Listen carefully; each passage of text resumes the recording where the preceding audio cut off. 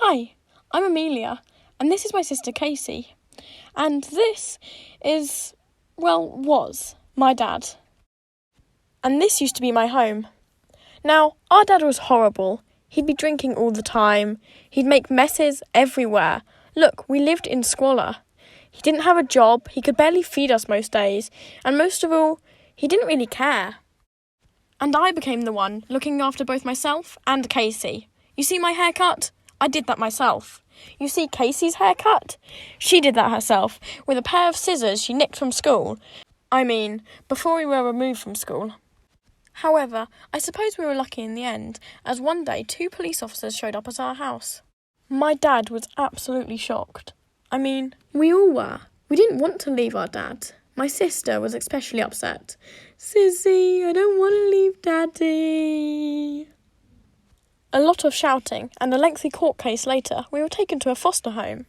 We were very lucky there. We met a mum in no time.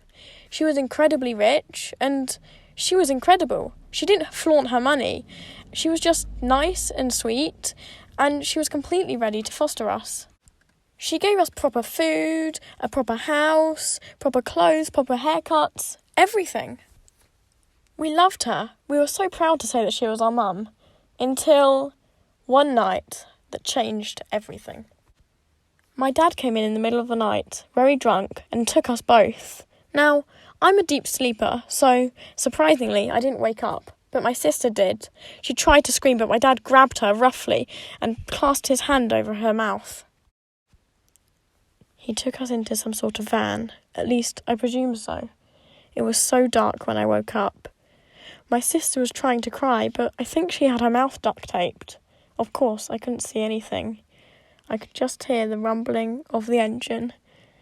We were banging against the door, banging, hoping that someone would hear us. And then there was the screech of the tyres as it broke. We found ourselves inside a warehouse.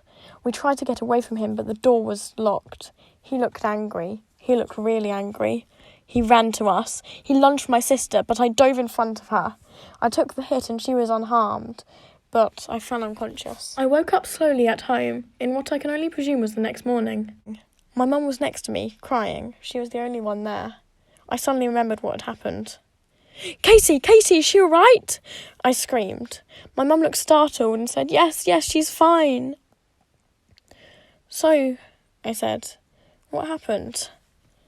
Mum told me about how she found me and how she protected me and how she beat up my dad because she had learnt karate.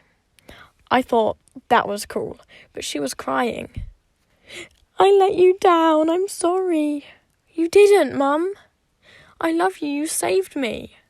We hugged. Casey ran in, we hugged too. The end.